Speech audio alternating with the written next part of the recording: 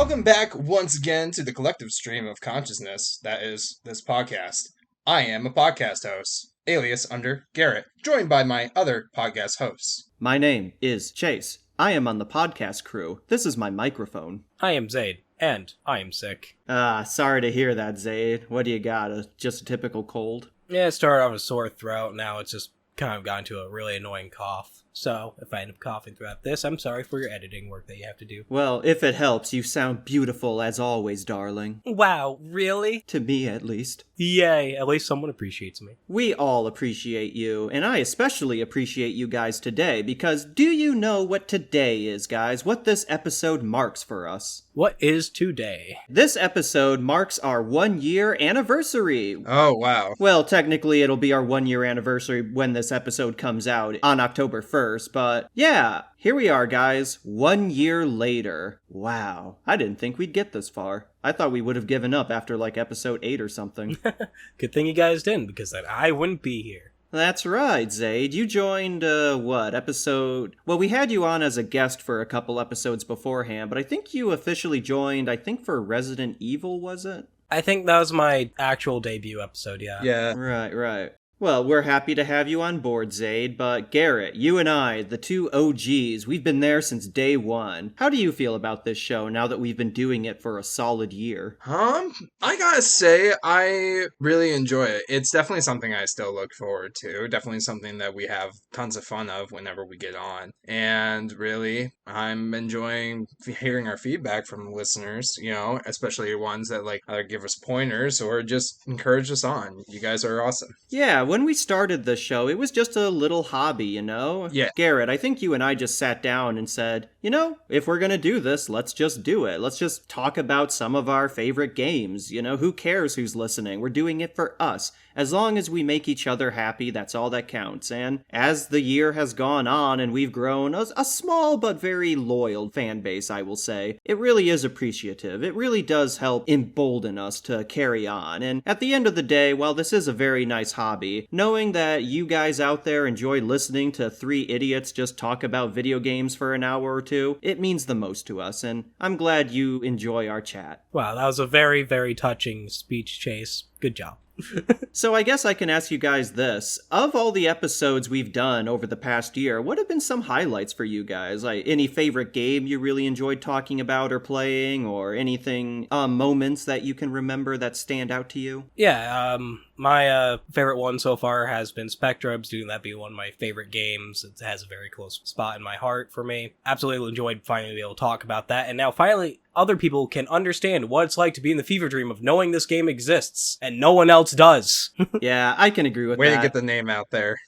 For a game that I had never heard of beforehand, I enjoyed my time with Spectrobes. I aired my grievances with it and all, but as time's gone on since we covered that game, it's grown on me. I look back on it a bit fondly. I know it wasn't that long ago, but still. I think it's a game that's gonna stick with me for a while. Mm-hmm. I enjoyed the designing of that game, but in terms of talking about episodes, my absolute favorite was covering Last of Us. We had a lot to talk about it, and it's one of those games that I really enjoyed watching even others play, to the degree that I played it myself even after I knew what happened, and I still had those experiences that I remember. It's just a well-made game, and I enjoyed talking about it for hours on end. Yeah, that was definitely a solid game. The timing for it also worked out in our favor, because I believe I uploaded that episode right before the HBO series aired, so that drew a lot of listeners to our episode on it, so that was completely unintentional. That's just how the schedule worked out, but it worked in our favor. Nicer things work out like that. Yeah. Happy little accidents. Mm-hmm. Wow, Bob Ross. As for me, there's been a lot of episodes that we've done that were really enjoyable and fun. I think it was, Halo 3, where the three of us all played together through the campaign co-op. That was a lot of fun. Oh, that was fun. Yeah, I enjoyed that. I enjoyed just going, when we played all together, I was on my little Warthog, was it? Yeah. And just driving around, and I was immortal. The Adventures of Master Chief, Arbiter, and Arbiter Jr. there. Word, word, word. Word, word, word. There was also, we had the Game Archivist on for a guest appearance, Earthbound. That was nice having them on. What nice people. Shout out to you guys, Sarah and Brian. Yeah, you guys were awesome. Personally, I had a lot of fun talking about Mario 64. That was a fun episode. Yeah, it was. And it was kind of tedious to go through it. I still have like my pits that I want to say about it, but it's whatever. Lot of memories. Ah, well, shame that it all has to come to an end. This is our final episode. Shutting it down right now. I'm pulling the plug on your guys' microphones. No. Zayd, we must stop him. Quick, we must go into his brain. You're too late, Garrett and Zayd. I've already uncasted your pod. And I also legalized weed. But you forgot. I have taken possession of this man using my own arm. No. Revolver shot. All right. I propose a toast, guys, to our first year and to hopefully many more good years to come. Yeah. Don't mind me toasting a Lysol can. I got a Snapple Elements Rain drink right here, not sponsored. I just like the taste. I have an empty mug from the Renaissance Festival. There you go. Oh yeah, that was a lot of fun. All right, guys, what game are we talking about today, as you probably have gathered from our intro? Well, we're talking about Psychonauts, and boy, was it a game to behold. Psychonauts. Released on April 19th, 2005 for the original Xbox and PlayStation 2. Developed by Double Fine Productions and directed by Tim Schafer. Man, April 19th, one more day, guys. They were so close. Yep. So close, and it would have been sensational. Yeah. Tim Schafer. I just played through another one of his games from the PS3 era, Brutal Legend, with Jack Black. We got to do an episode on that someday. Dang. Well, it sounds like the Schafer guy has put out quite the record. Like, I am not too familiar with him. I would be nice to really jump into more games that are from him, at least. Yeah. He used to work for LucasArts back in the day, and a lot of people who used to work on LucasArts games like Grim Fandango and Day of the Tentacle, after they left LucasArts, they formed Double Fine Production, and Psychonauts was their debut title. And yeah, talk about a debut title. This is a really fun, quirky, little cult classic of a game, I would say. Well, yeah, I mean, playing through it, though, it was my first time playing through it for this episode. I absolutely loved it. It was a great time playing. I don't know. It's kind of like one of those things where it gives you basic stuff that at first seems clunky to you, but that's because you haven't mastered it. And once you master it, you are smooth sailing. Also, before I forget, I think it's worth mentioning that one of the primary writers for this game was Eric Wolpaw, who would later go on to work with Valve on such games like Portal, Left 4 Dead, and the Half-Life episodes. So, I just thought that was worth mentioning. Mm-hmm.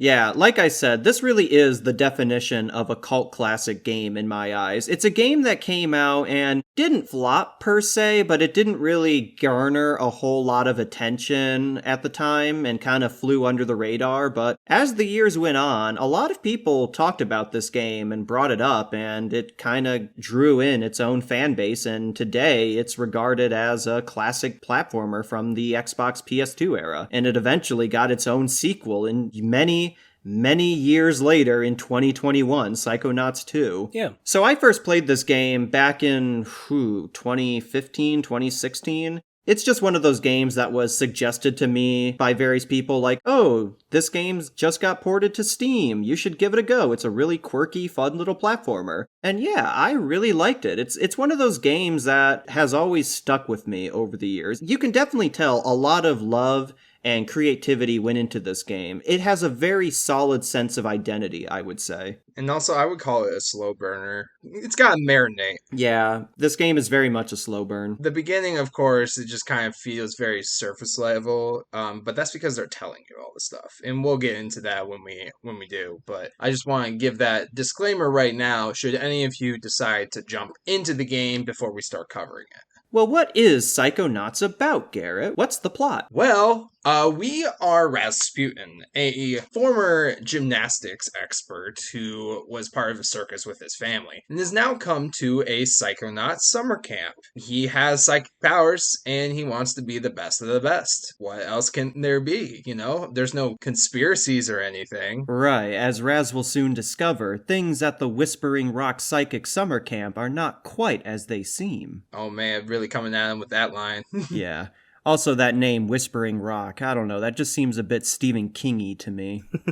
Well, even though we said this game is a bit of a slow burn, I think it starts off on the right foot here with this opening cutscene. We have Coach Oleander, the head camp counselor, giving this motivational war speech where he's going on and on to the audience about how most of them won't survive the absolute brutal training methods he's about to force them through. And then it just cuts to a bunch of scared shitless 10-year-olds all huddling together, paralyzed with fear. My first thought was like, why is there a potato talking to everyone? Yeah. This game's art style is very Tim Burton-esque, with a little bit of Jonine Vasquez, I feel like. I'd throw in a little bit of like, it gave me a bit of feeling of Rugrats a little bit too. Just that art style. Yeah, Klasky Kupo or something like that. Yeah, that too. The characters are all...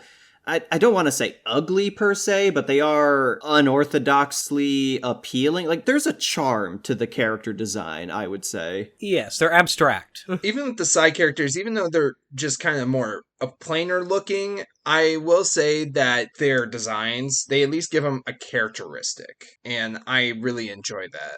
They're all very asymmetrical, very quirky, and very cartoony, and that goes a long way in, I think, making you latch on to the characters. Mm-hmm. Also, some of them just gave me, like, Medusa vibes, too, just with how their hair was. The theater lady, Gloria, that you meet at the asylum, yes. She had, like, wacky noodle Medusa hair going on. Yeah, definitely her. So, let me ask you guys something. This game takes place at a summer camp, and I'm out of curiosity. Did you guys ever go to summer camp as a kid? Yes. Well, it was like a summer Bible camp, and I really enjoyed it. I actually made a lot of friends there throughout the upper part of the state. It kind of was like this sort of ravine that there was a lot of forests and trees around, but it was so wide open. And after the sermon part of every day, because every day at like 5 you had to go to a sermon, and then afterwards we would get like maybe 2 or 3 hours of doing whatever we wanted. And a lot of the kids, we would go and we buy some Jones soda, and we would go down into the little lake area, and we'd swim in it and enjoy some Jones soda. Was probably the best time. That's the stuff of summer dreams right there. Learning about Jesus and Jones. Jesus. I had 2 experiences with summer camp. One was kind of weird, and the other was a school thing. So, like, the first one that I remember having, you didn't really stay at there. You didn't really camp at the camp. You just kind of went there for the day, and then you went home. And then you came back the next day. It was really weird. Okay. But it was your usual camp stuff. You went swimming, you did fishing, canoeing, kayaking, all the fun stuff, arts and crafts. It was a great time. Did you guys have go-karts? We did not have that. Dang. Did you have Bible sermons? No, this was not a Christian thing. This was just to go there, have fun. You're going to hell, is what you're saying. Exactly. I will burn for the rest of eternity. What was the school experience? That was, I think it was a 5th or 6th grade. I don't remember what grade it was, but it was like something grade camp, where then you just kind of go to camp and you're so essentially everyone would apply if they wanted to go. And then you'd go and you'd be able to choose at least one person that you would be like essentially roomed with in one of the cabins. I chose my best friend at the time. We had a great time. It was fun. Your usual summer camp stuff. Nothing particularly special, except it was all done by the school. So you're very restricted on things you're allowed to do. I did not really care much about summer camp restrictions, but I get it. Yeah. But I always loved, there was this one time we snuck out and we just walked This into one the time woods. at band camp. This one time at summer camp. We snuck out into the woods and we just kind of we didn't do anything except just kind of sit there in the dark with our phone lights. And that was it. Oh, I do have one interesting experience from my first summer camp. That's also where I got into a relationship halfway through. I have no idea what happened to that person afterwards. We completely lost contact after summer camp. Whoever you are, wherever you are, how are you doing? You having a good time? It was not but a fleeting summer romance. Pretty much. All right. Well, Did you go to summer camp, Chase? And how was your time? well, I watched Total Drama Island. Does that count? Yes. Wow, Yes, that's it a does. great summer camp. Nah. All right. Yes, I did go to summer camp. 2 summer camps, technically. One of them was a school-sponsored thing, kind of like what you said, Zaid, where I think it was 5th grade camp. It was very much like what you said, Zaid. You could sign up and go to summer camp for, I think it was only for a weekend or something. For us, it's like a week. Yeah, most kids in my grade went. You were a loser if you didn't go to summer camp. I want to say around the same time, maybe either the next year or maybe even that same summer, I did go to an actual summer camp for a few weeks with my younger brother, and that summer camp was a lot of fun. We did the usual stuff. We all stayed in a cabin. We went hiking, canoeing. The canoeing was so fun on this big open lake. We went fishing. We were given a lot of free reign at that summer camp looking back on it. Like, yeah, the counselors were always around, but as long as you weren't cutting yourself or going into a bear's nest or anything, you could just do whatever. So that was fun. Nice. The very last night we were there, I'll always remember there was a huge summer camp-wide pillow fight where it was like every cabin was like their own team, and it was a free-for-all between the cabins. Just lock and load your pillows and go to battle, son. That's cool. It was just a battle royale pillow fight. That's pretty awesome. Yeah, it sounds a lot more fun than what I had at my school one. I mean, because it was sponsored by the school and everything like that, and it was like a lot of the counselors were teachers. They tried to make everything educational. Ew. What's funny is that I remember me being the nerdy shut-in kid. I remember getting into an argument with this other kid over what was a better game, World of Warcraft or Wizard 101. Oh, wow. Which side were you on? I liked World of Warcraft as a kid, but I was definitely into Wizard 101. So Same. Also, this is just now coming back to me. I think me and a few other kids just tried to recreate a bunch of Naruto fights out in the woods. Oh, heck yeah. Trying to recreate the Sasuke retrieval arc, just running around in the woods, hands behind us and everything. And it's like, it was a fun time. Yeah, sounds like it. Yeah, I was that one kid because I was trying to get everybody to also do Naruto with me, but nobody else knew what that was. It's so sad. We're gonna go over here and reenact Bleach. What I ended up trying to do at my summer camp was try and get everyone to learn how to play Yu-Gi-Oh! I brought a couple decks. Nice. No one was interested. People would be interested enough to watch like the one or two other people who were willing to play, but other than that, no one else really cared that much. Yeah. When I was in 8th grade, there was one kid at my school who was really into Magic the Gathering, and I tried to play with him because I was really into Yu-Gi-Oh! As a kid, so I'm like, ooh, Magic, that's the man's card game. But I don't know, I just could not wrap my head around how Magic worked, so I'm just like, this game's stupid, I can't read these cards. Well, I mean, back then, it was definitely a lot more complicated than Yu-Gi-Oh! But, I mean, I think from what I've seen from how Yu-Gi-Oh's evolved over the years, it's gotten really complicated too now. Well, yeah, have you seen some of the card descriptions? The cards are just full-on novels. Right. Yeah, and then you got, like, Link summons, Synchron summons, Xyz summons, and all this other summons. How are you supposed to keep track of all that? It is insane. I mean, because, like, Magic, I feel, has definitely simplified itself compared to beforehand. But now Yu-Gi-Oh! Has really, I feel, gone on the deep end. I'm not hating on Yu-Gi-Oh! Yu-Gi-Oh! Is a great game. The furthest, like, version of the game that I like to play with Yu-Gi-Oh! Is maybe up to Xyz, but I prefer, like, to stop at the Synchron summoning stuff. Like, anything after that, it just starts getting way too complicated and just not fun anymore. Especially because you get people who take, like, turns that are, like, 2 hours long, and you're sitting there waiting for your turn to be done. It's like, oh no, they just beat you. And you have no idea when or how that happened. Anyways, guys, Psychonauts. Yes. Right. Let's talk about a few of the characters of Psychonauts here. Let's start off with the main protagonist himself, Razputin, aka Raz. Voiced, of course, by Richard Horvitz, most well known for Zim from Invader Zim, Billy from Billy and Mandy, or more recently Moxie from Hell of a Boss. Yep, which is where I mostly know him from. Yeah, he's a pretty good voice actor. I especially like that it's the same voice for all his different characters. Like, Zaid brought this up when we were talking. Like, it is the same voice for his characters, but they're said in a different way. You know what I mean? Yeah, I would say he has a very distinct voice. Like, the first time I played this game, I heard him, and I would say, compared to his other roles, like, Zim is very loud, very bombastic, and Raz is much more calm. He's much more go with the flow kind of thing. He's a lot more soft-spoken, I would say. I don't think Raz really yells at any point in the game. No. Not really. I think he kind of yelled a little bit with, like, Lungfish, but not at it, just because it was scary. But yeah, Raz, I like Raz as a character. Very likable, I will say. He's a fun character. I do find it funny that while he has his own quirky little personality, he grew up, well, I say grew up, he's still a kid, which, did you guys kind of pick up, like, in the second half of the game, Raz is like, I'm not a kid, but, like, you're 10 years old, bro. You are a kid. Yeah. Like, there's a couple moments later on in the game where he's, like, referred to as a kid and he gets defensive about it. Yeah. He might have an inferiority complex, maybe. It's like, you're a small child. I think there's a point where in the meat circus, he says something along the lines of, this looks like a circus from my childhood. And it's like, dude, you were just there. You ran away from it like 3 days ago. Right. Though, we're saying this from adults' perspectives now, but when I think about when I was a kid, I had that same kind of idea of like, when I was growing up, or this is from my childhood, when I'm still very much a kid. Ah, yes. I'm 11 years old. I remember the innocent days of my youth of 9 years old.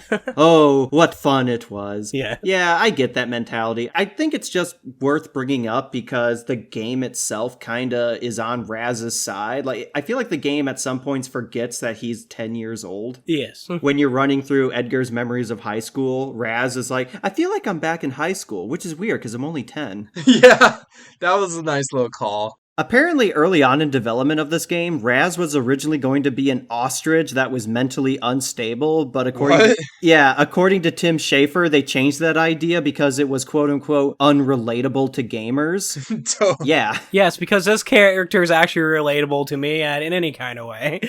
I don't know about you, but if I was a crazy gun-toting ostrich, I can relate to that. Oh yeah, definitely. That's more relatable than current Raz. Mm-hmm. But yeah, Raz, he's a fun character, and like I said, while he does have his own quirky personality, he's kind of the straight man of the game, where he's just not really contributing too much to the wacky world of the characters around him. He's like, oh, this is a weird thing, but I'm just gonna roll with it. He's very chill, I guess. He's kind of like somebody I'd hang out with for like a day, you know? He's a very chill kind of guy. He's very determined to be a psychonaut and get on with his training, but other than Sasha's training where he overloads the sensor machine, he's just very, not really a troublemaker. He's I don't want to say a rule stickler. He's very ambitious. There you go. Yeah, he wants to become a psychonaut, the top of the line psycho cadet. But, he's not like an asshole about it. He's not like, I gotta get back to my training. Yeah, but I mean, like, his whole rush to it, too, is because he has such limited time to get it done. Right, because he's not supposed to be at the summer camp. His dad's gonna come and take him away. Yeah. Also, that's something that I really like, is Raz's relationship with his dad. It's something the game doesn't really put a super heavy emphasis on up until the very end, but early on, Raz brings up his dad a couple times, and he kind of describes his dad as, like, almost emotionally abusive. He's like, my dad hates psychics, and he hates me for being a psychic. That's why I ran away from the family circus to get away from him. Mm-hmm. And at the end, in the meat circus, when you see the mental version of Raz's father, he's like this very angry, very cruel tormentor of Raz who despises him. But then his real dad shows up and he's actually a nice guy. And he's like, I never hated you, son. I always wanted you to be happy. I just wanted to protect you. Yeah. It's kind of like the parable prodigal son, just kind of like, oh, my dad's going to hate me or something like that. And that's what I look like to you? I have way more hair than that on my beard. Yeah. Yeah. I don't have that receding a hairline. But I just thought, that was really kind of nice how, there was a bit of a misunderstanding between how Raz's father treats him and how Raz interprets that. But at the end, when his father's like, I never hated you, I just wanted you to be safe, I thought that was a touching little moment there. It was a very nice little thing. It just kind of shows how he's just misunderstood his father and made a lot of assumptions based on very small things that his father might have said. Right. Which I think is very accurate, because I kind of did that a bit too at a younger age. It's like the child's mind runs very rampant and just like jumping to ideas and conclusions. Right. Yeah, I guess when you're a kid, the way you view your parents is a lot more emotionally charged than it is compared to reality, I would say. Yeah. What about you guys? How do you feel about Raz? I think he's a fun character. Definitely a lot more the calmer type, like you guys said. I will say he is my favorite character design out of all the other characters. Yeah, especially when he has the goggles on from his hat. I think that's a really cool look. Yeah. Yeah, it was really, really cool.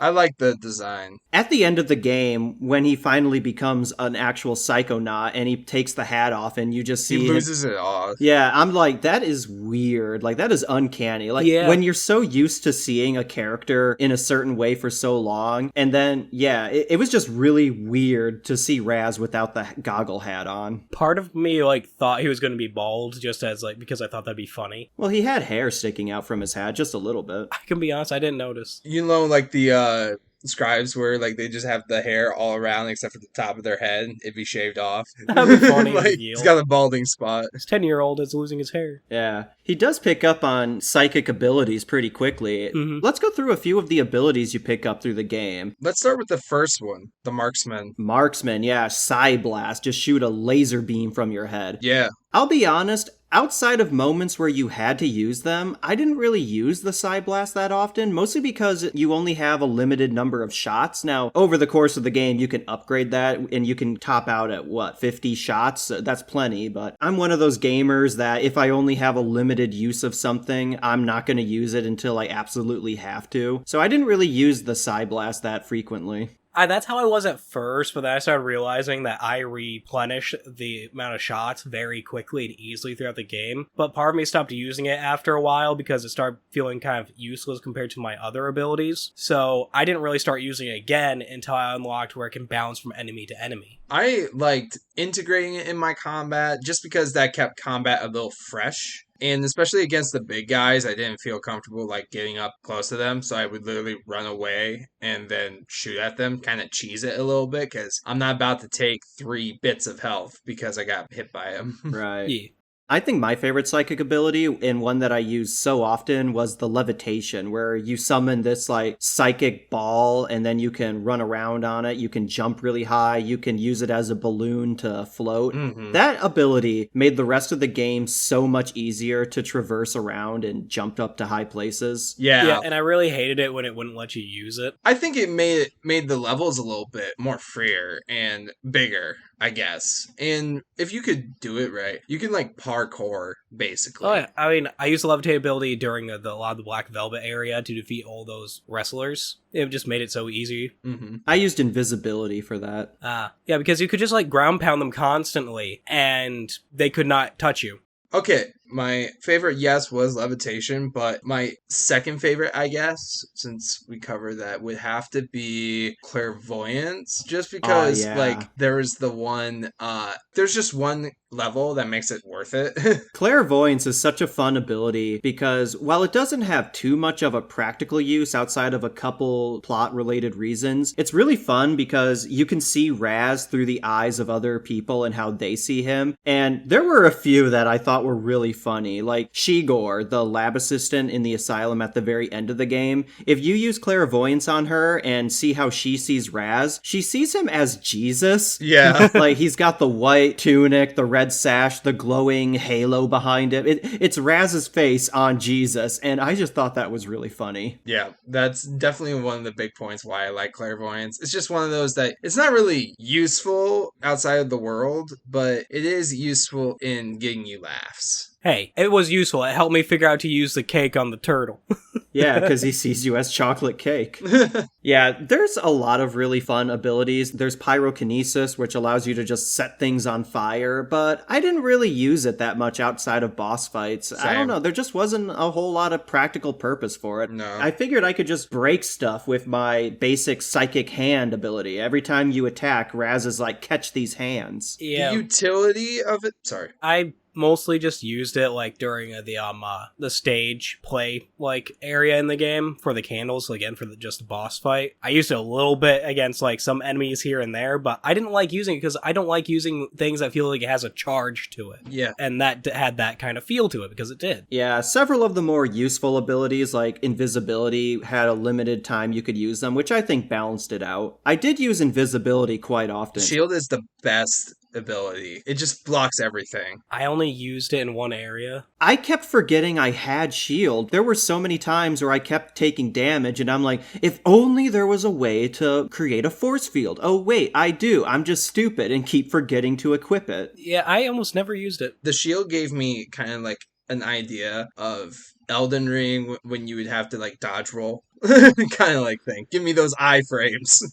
Let's see here. We might as well talk about a few of these notable campers and characters throughout the game. Let's talk about some of the summer camp counselors. We got Coach Oleander, Sasha 9, and Mia. Yes, Sasha 9. So Sasha's pretty cool. He's definitely the cool cat, I want to say, and the genius. He smokes cigarettes. That's how you know he's cool. And he wears sunglasses. And he's German. Wow. He kind of gave me like the wrong vibe when I first kind of like started to get to know him, like his secret lab and like he's like trapping children and stuff like that, when in actuality he's not trapping children. Yeah, in actuality he wasn't. It was just like stuff that was made up by the campers. Mm-hmm. Kind of gives off like the Snape kind of vibe at first, but then you talk to him and he's actually just a really chill guy. He's just very, stoic, very monotone. And not to mention, I kind of felt bad when I found his vault. By the way, in the worlds that you go into people's minds, and sometimes you can hit these vaults, and it'll kind of give you a slideshow about that person, or it could be just completely hilarious.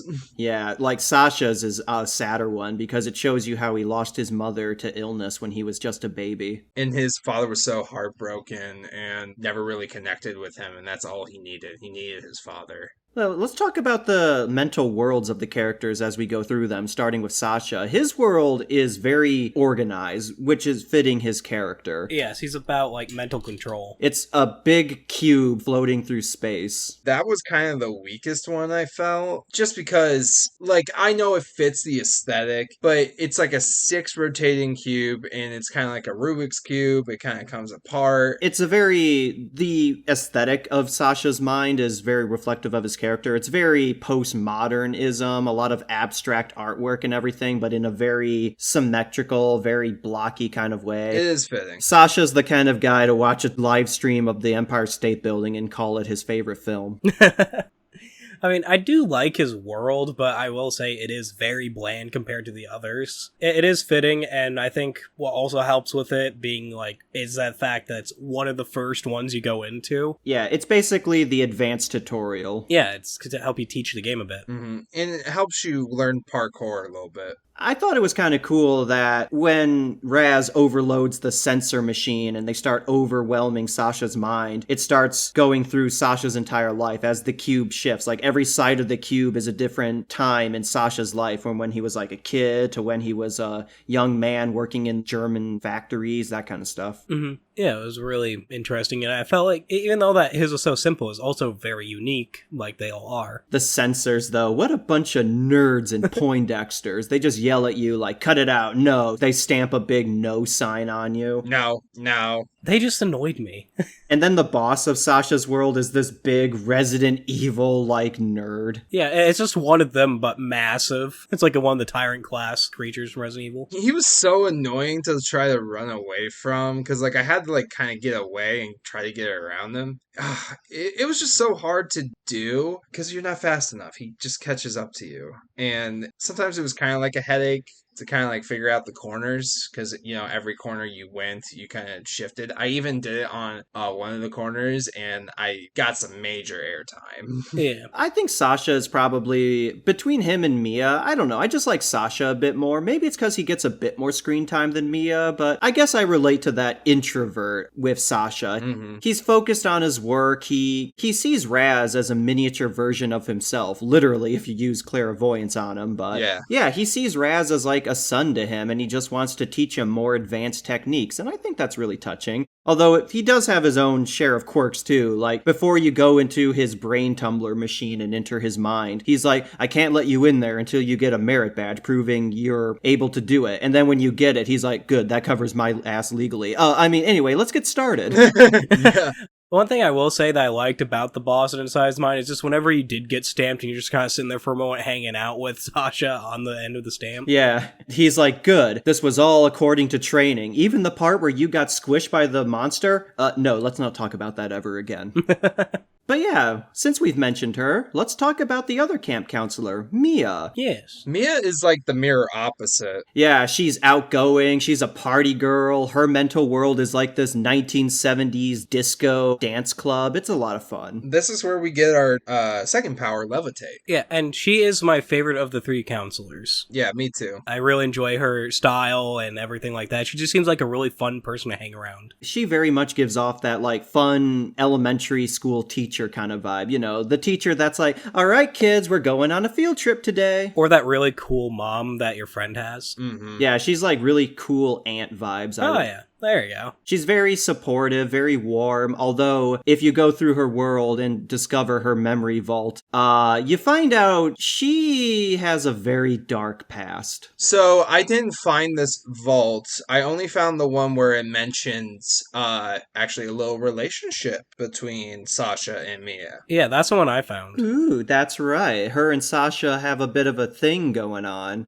No, there's another memory vault that it's also what introduces you to nightmares, these very creepy phantom gas mask monsters that only show up in Mia's world and Boyd's world, the milkman area. So that's what they were. Don't they also show up in the final level too? Like those gas that kind of like stretch into reality a little bit? That was actually Raz's dad who was trying to break into his mind. Oh, okay. But no, the nightmares, the insect ghost things, that their arena is like this hell world. Everything's on fire and everything. You have to fight them a couple times in the Milkman Conspiracy. Yeah. I think they were supposed to be a bigger part of the game, but most of them were cut outside of a couple instances, so they were just kind of this random thing you encounter. But anyway, Mia, you do find a memory vault of her showing that she used to work at an orphanage and she really liked the kids there, but then the orphanage burned down with the kids inside and Mia can still hear them screaming. And in the nightmare world, in Mia's mind, the nightmares are just whispering like, you didn't save us, Mia. Why did you let us burn? Oh, God. Oh, holy shit. Yeah, I'm surprised you guys didn't find that area. It was like right near the beginning of Mia's tutorial zone. Well, I don't know. I just didn't see it. But other than that, Mia, you know, she's very optimistic, very happy, and in the final part of her area where you master the levitation ball, you have to race against fucking Bobby Zilch. Man, fuck Bobby Zilch. Bobby Zilch is so annoying. Yeah, the camp bully. Him and that little Benny kid. He's kind of like he's the story boss for the first part. I will say, he is very easy to beat in this race, though. I even let him get like a 15-second start, and I still caught up to him. He's like Napoleon Dynamite, but if Napoleon was the bully. Oh, yes. Yeah. He's like this really scrawny kid with a ginger afro, but he's still the troublemaking kid. Although we don't really see him being much of a bully to most kids. Like, he taunts people and insults them, but we don't actually see him beating anyone up. Mm-hmm. Although I did get a chuckle out of me when you find Bobby with his brain taken out and he's a zombie. He still gives Raz like a punch on the shoulder. Old habits. They die hard. Even though Bobby was really annoying and a shithead, I still thought he was funny of just how done with everything he is. Like, in the first tutorial zone, when you can't pass through the fire, he's like, this is stupid. This camp's stupid. Hey, Raz, you're stupid. Going out of your way. Yeah, he was fun, like, just to kind of, like, torture. His little sidekick, Benny. Benny, yeah. If you ever want to know what an elephant without a trunk looks like, Bobby's little henchman, Benny. Big ears. Yeah. I just couldn't stop staring at his ears. I feel like Benny, he was definitely the one who got...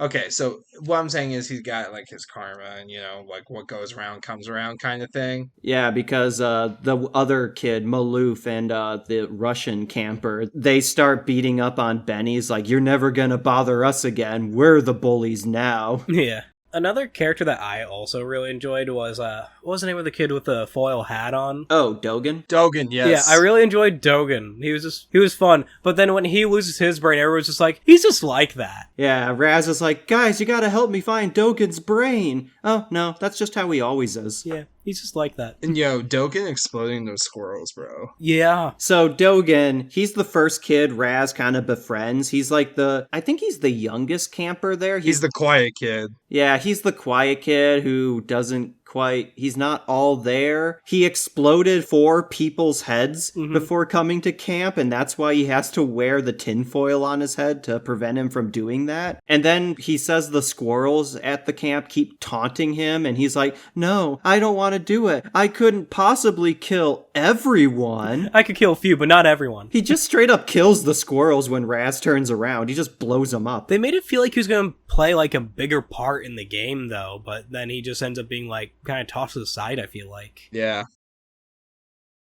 Well, he's the first kid with his brain stolen, and he serves as the main motivation for Raz at the beginning, because this tips Raz off to Coach's plan to steal all the kids' brains and harvest them and everything. I just wish he had more of a role. Coach Oleander, let's talk about him. Coach Mr. Potato Head. Coach Oleander's world, as you kind of guessed from his military introduction, is a war zone. Yeah, it's like this World War I, World War II-esque battlefield, and from the perspective of the kids, these are like a bunch of 10-year-olds, and their introduction training course is just a straight-up world war. An introduction is literally just the guy's war flashbacks. Right, like, hey kids, I have PTSD, and now so do you. I think at the very start, Raz sees another kid just step on a landmine and blow up, and Raz's reaction is like, I just saw a kid my age just die right in front of me. But don't worry, if you die in here, you don't actually die, you just get kicked out. And then you have to go back in. I think Coach Oleander's response to that is something along the lines of, don't worry, that was just an astral projection. Now get moving before I kick your astral projection. Yeah. I gotta say, it is interesting how this game kinda keeps its cards close to its chest in the beginning. Like, I'm not gonna say it gets super dark or whatever later on, but I feel like at the start of the game, for the first few worlds, it is kind of holding itself back in terms of what it's really about. Oh, yeah. And I don't mean from just a plot or narrative standpoint. I mean from, like, just a tone or intended audience. Like, I feel like the beginning of the game feels very much like, oh, haha, I see what you did there kind of thing. But partway through, the game just fully lets loose and is like, oh, they're saying the quiet part out loud now. Yeah. Mm-hmm. And I will say that in Coach Oleander's, we actually find this mysterious flower. And we meet our love interest. Lily. Yeah, this little Wednesday Addams-like girl. Mm-hmm. She is definitely, of course, the love interest, and I do like her talks, like the interaction her and Raz kind of have. Yeah. Especially when Raz can now start kind of reading minds. Raz reads her mind a few times, unintentionally. It just kind of happens, and she's like, oh my god, just shut up and kiss me right now. Mm-hmm. Lily's a fun character because, like I said, she's putting up that, like, creepy Wednesday Addams, like, oh, I hate everything. I just wish this camp would burn. But then every now and again, she just gets these little moments of, like, she's actually just a big nerd. She's like, wow, this reminds me of Psychonaut issue number 347 when the... stop looking at me like that. Yeah. Yeah, I mean, and then you also just have her little moments where she is just kind of, like, blank or whatever, and then her emotions just kind of peak up whenever she gets into that, like, nerdy sense of self. She's a fun character, but like Dogen, I do wish we got a bit more time with Lily because she's out of the plot halfway through after she gets taken by the lungfish, and her and Raz are just kind of become a couple. They just decide that they're boyfriend-girlfriend, and it's like, bro, you've only known each other for like a day. I get it. At that age, you know, young romance, that's very much how it is. It's like, well, I guess we're dating now. Yeah, we've known each other for like 6 hours. Well, you know, we sat next to each other in math class, and we looked in each other's eyes for about 2 minutes. Yeah, we're going pretty serious now. Things are pretty serious. Oh my god. Yeah, and really the meat flower, though. Let's talk about the meat flower. At first, I was kind of like, oh, she's kind of like being whatever with it. It's just like a weird thing. I thought it was just something like in the minds of some people, like maybe it represents an ultra evil or something like that, and maybe Coach Oleander had some of it, but once it's kind of revealed, everything makes sense. Yeah. I do like how it's established that she is the second most powerful, or maybe even the most powerful psychodeck at the camp besides Raz. I think her and Raz are like on a very similar potential level for their training. They're clearly much more advanced with their abilities than most of the other kids. Yeah, and I think by the end of it, Raz has actually quite a bit surpassed her, mostly because she kind of got captured. Honestly, I wouldn't really call this a damsel in distress kind of situation because, to be fair, every other person in the camp is also being held hostage. She was just the latest one and the primary motivator for Raz aside from Dogen, so... Yes. In the worlds, we kind of get these astral projections, like how we were kind of talking about, and that's how you level up in this game. You also get like these things like side challenges, which you can collect cards and then buy an eyeball. Yeah, figments. They're very childlike drawings of various people or objects that you can pick up. They're unique to each world. Every mental world's figments are different, and I think that's a really appreciative detail. I didn't pay a whole lot of attention to him until I started Milkman area, and then I started realizing, wait, this guy has milk bottles everywhere. Yeah, although in Coach Oleander's war world, if it wasn't for the fact that they're very crude drawings, some of them are really messed up when you stop and look at them. They're like soldiers getting their limbs blown off, or like, oh, they're just funny little doodles, but when you stop and think about it, yeesh. One thing I'd like to bring up too is just like with Raz. Raz is just a prodigy in the fact that he learns all this stuff and masters everything within like 24 hours. Right. Well, as Coach points out, Raz is 1 in a million. He's very clearly a very gifted psychic. The whole reason he's able to get into the camp, aside from his own psychic prowess, is also because he's able to repeat the words of the pamphlet back to Coach Oleander. Yeah. That is what I wrote on the front of the pamphlet. Get that soldier a bunk. Didn't he almost say that with like a bit of a tear too? Of like pride or something? I think that really is a nice little establishing joke right there. It's like, we're taking this super seriously, but also, yeah, we know that this is really ridiculous and fun, and I always enjoy humor like that. Mm-hmm. Honestly, I could see Psychonauts as a TV show. Like, if this had aired on Cartoon Network or even Nickelodeon at the time, I could very easily see that. Oh, yeah. Like, it would be a hit.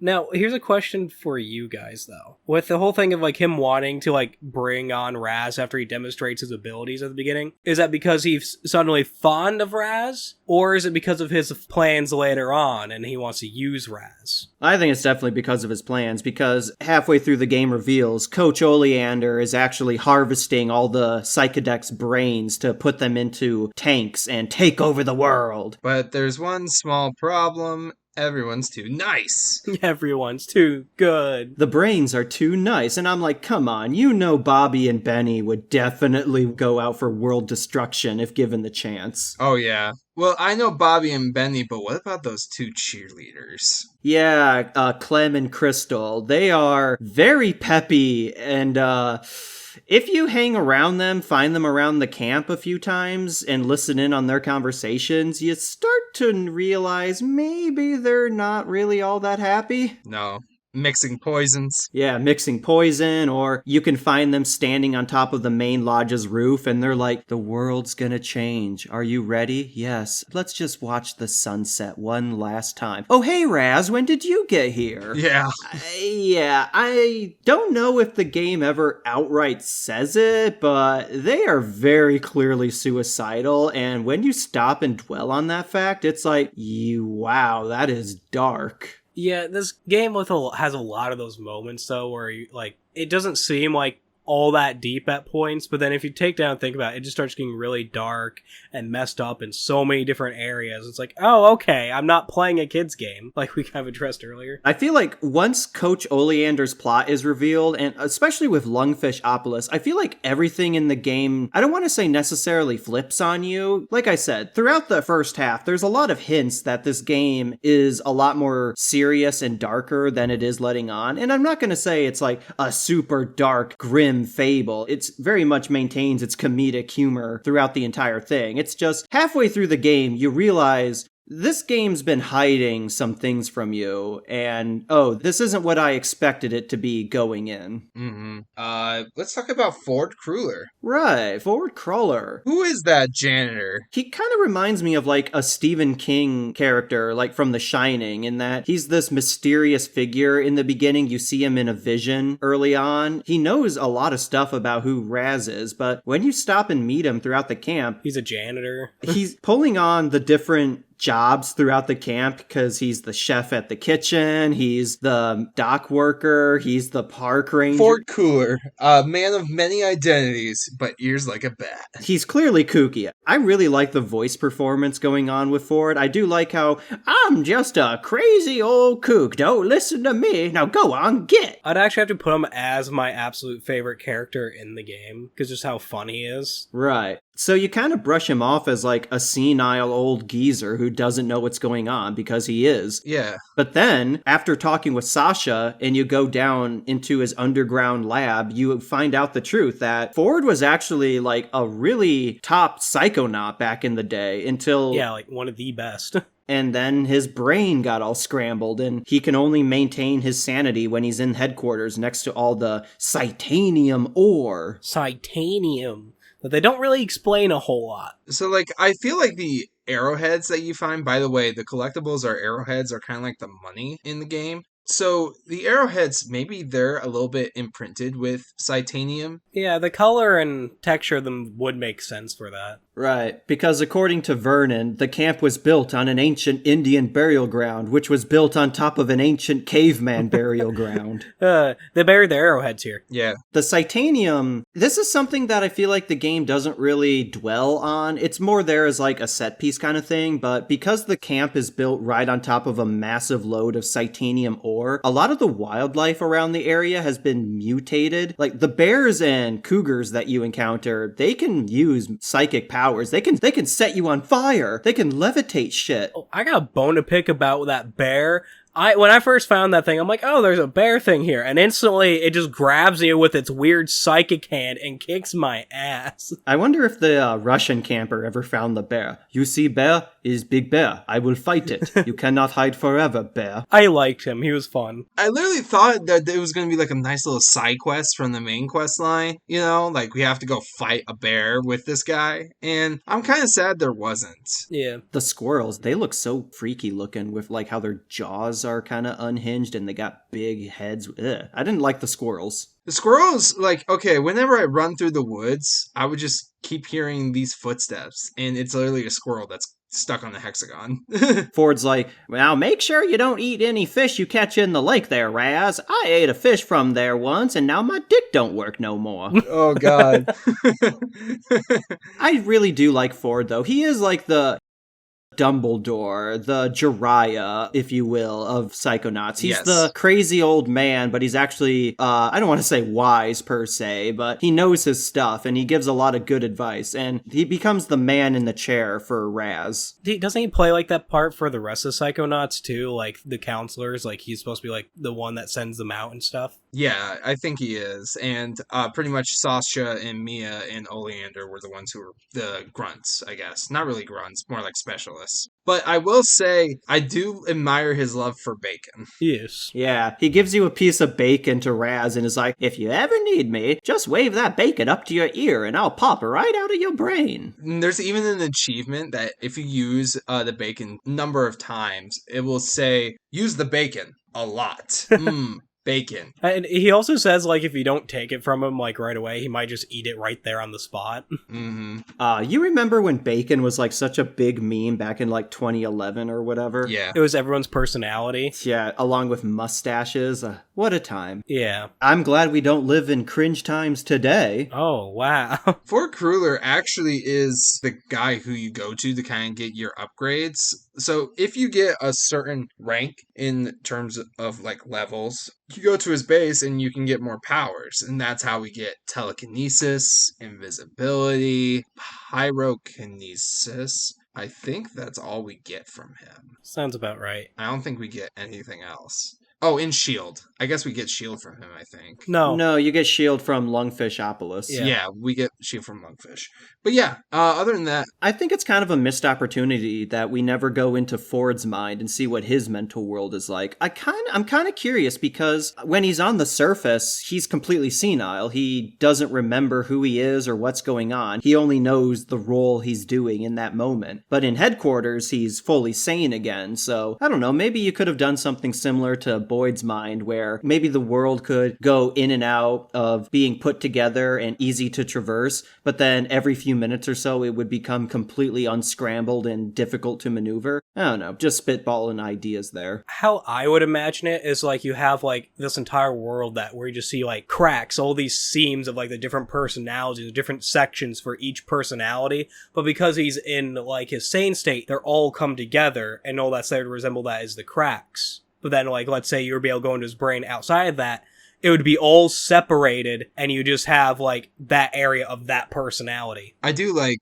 how creative they've gotten with the worlds. Yeah. The second half of the game, they really go off on creativity, starting with Lungfishopolis. Oh boy. So Coach Oleander, he's been using a mutant lungfish monstrosity that lives in the lake to abduct the kids and bring them to the asylum on the other side of the lake. And after you fight the lungfish, you teleport into its mind to free it from the coach's control. And, oh man, this world, Lungfishopolis, it is so fun. I really love how it's a kaiju game. Raz is a giant monster destroying this city. What do they call him? Goggalor. Goggalor. Not to be confused with Bobby's nickname for Raz, Gogglelicious.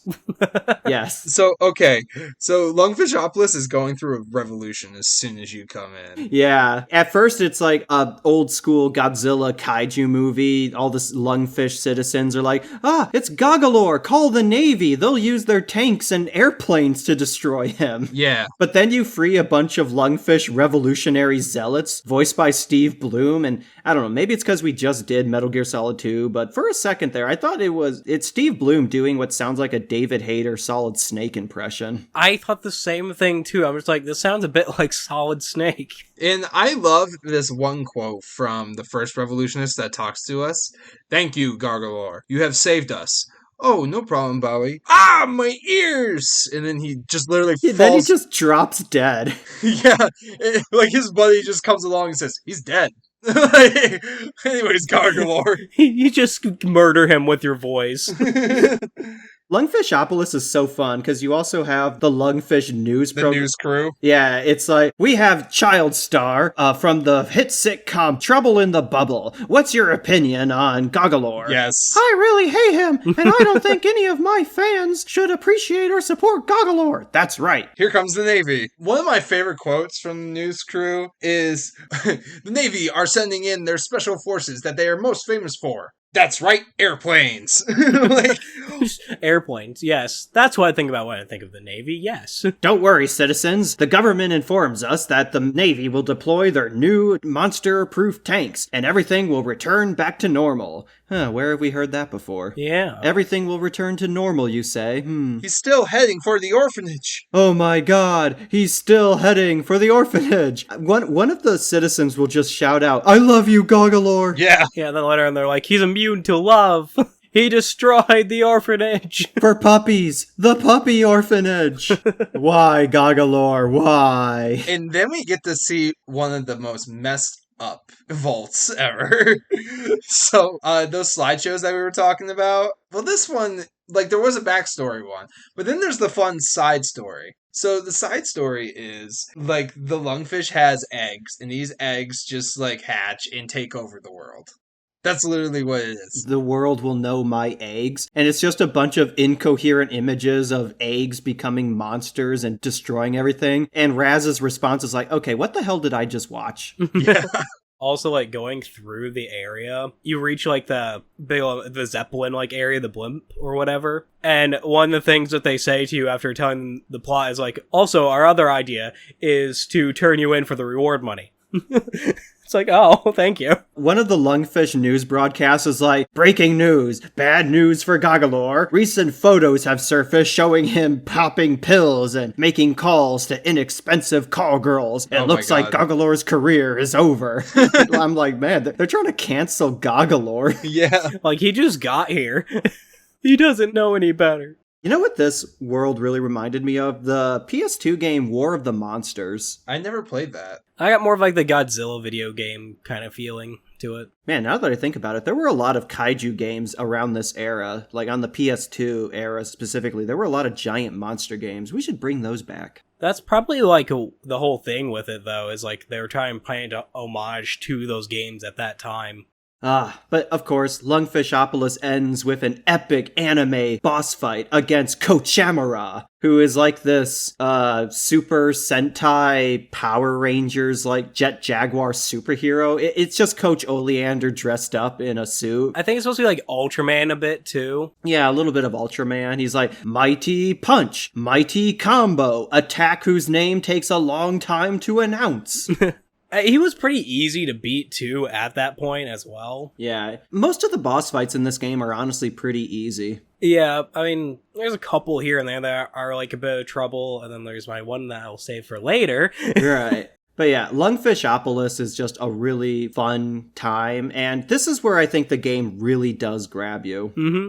And I believe this is also just kind of like where it first is like completely confirmed, like, yes, we know who the big bad is now. And after you free the lungfish monster, they become your friend, so call them by their real name, Linda. What a majestical name for such a majestical creature. What a nice magical lady. I did enjoy that, just Linda.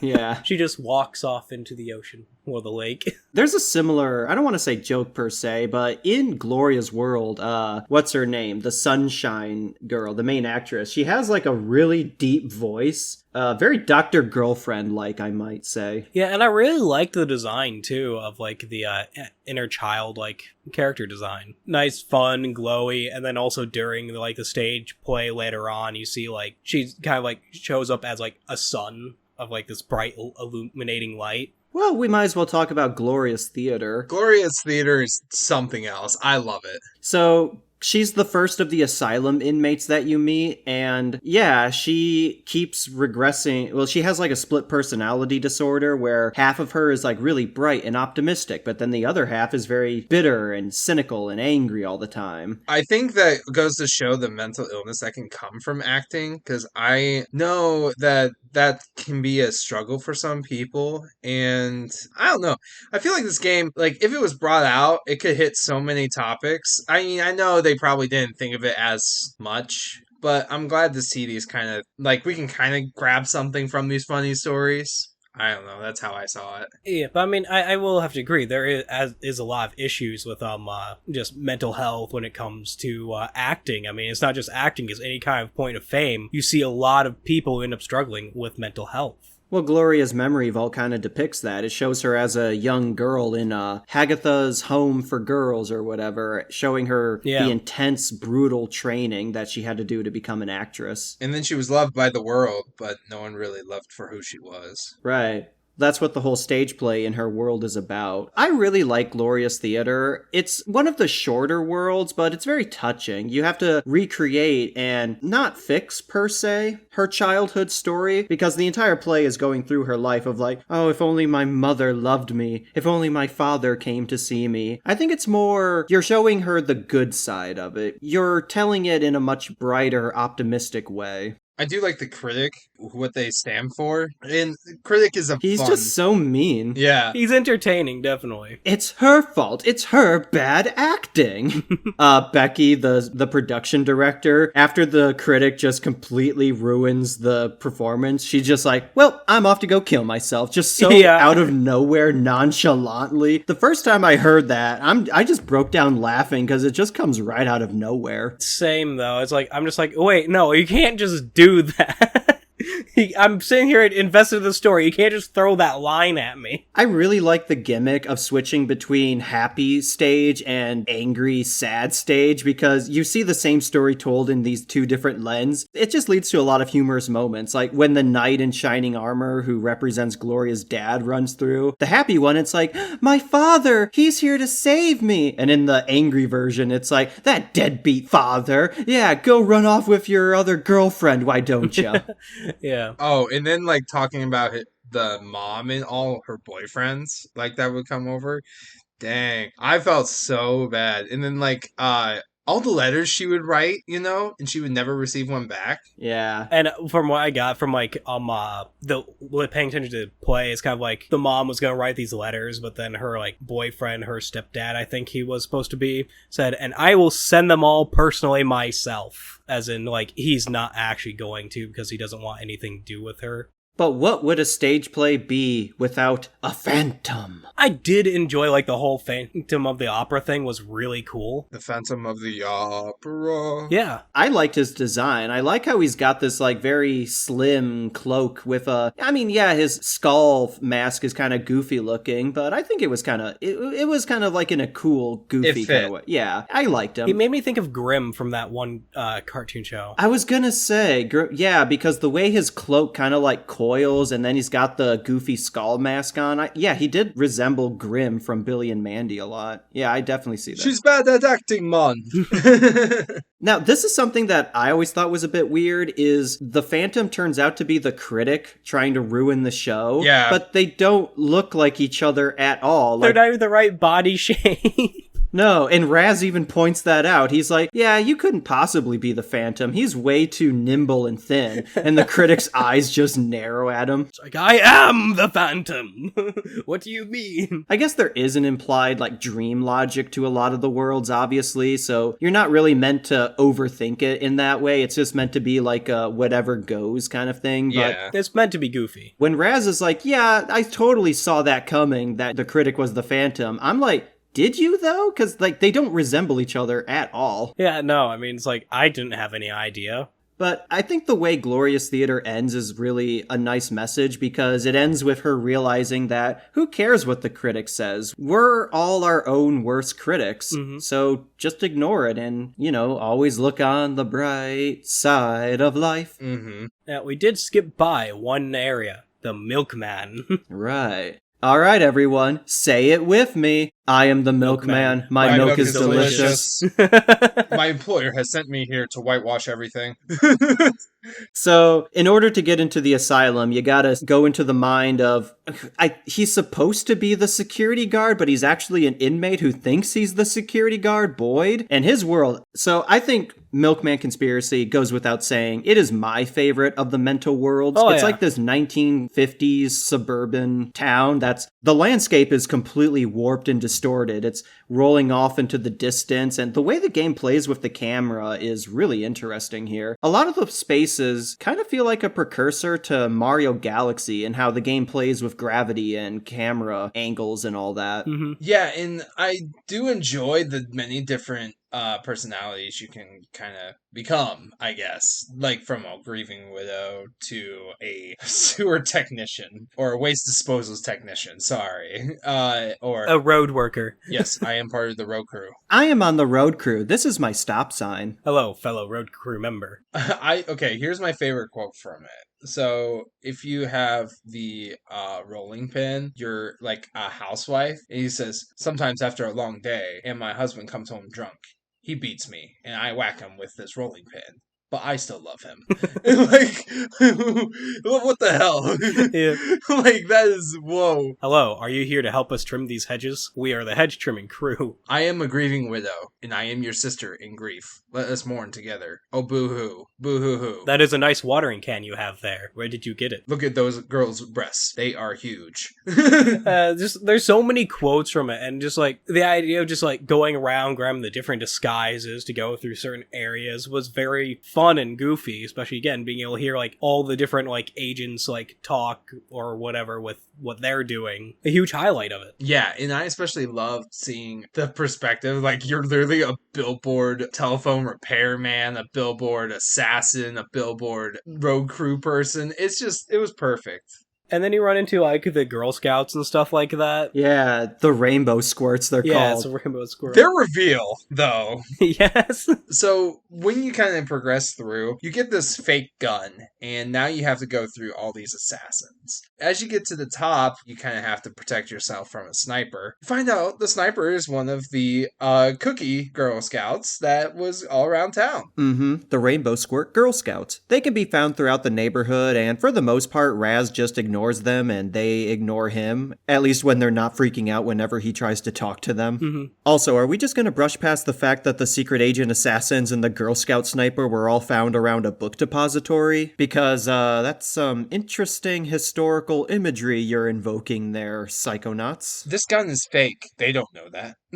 But you also have like the areas later on where when you first run into the squirts is like she just calls you creepy, and then that also appears later on when you find the house that they're all like in. Yeah, like Raz tries to talk to the rainbow squirt and ask her where the milkman is, and she just freaks out and it's like, creepy man! And she calls him a creepy man, but again, he's a kid like her. I guess she's supposed to be younger, but still, it's like, this just ties into my earlier point of like, I feel like the game kind of forgets how old Raz is at certain points, but that's a whole other thing.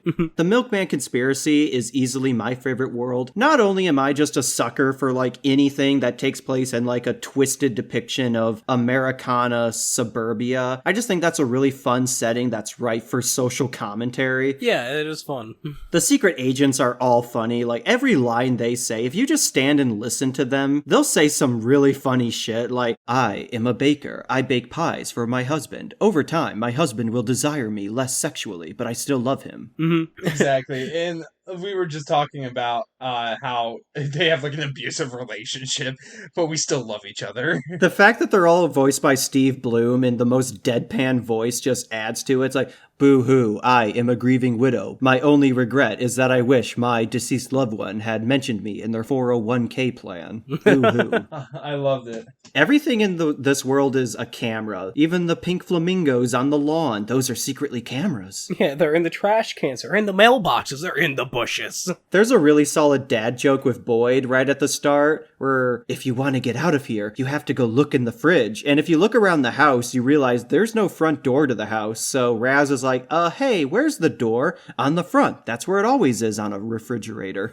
Oh my god. We move on, like, to later on, then we find the house where it's like, where all the squirts are like their base and they have their den mother. But like to get in the house, like you gotta use your invisibility after like knocking on the door, and you hear it better not be that creepy guy from earlier, and then you hear what sounds like she falls over. So yeah, you get in the house and then all the agents show up, and then she freaks out at you because apparently you brought them here. Then you go into this area and I'm fighting her. And so she have all these platforms that she likes to jump around to. And the entire time, she's throwing these weird origami ninja star things or whatever they are. I never quite figured out. God's Eye. Okay. Throwing those at you while throwing these bombs. This box is free.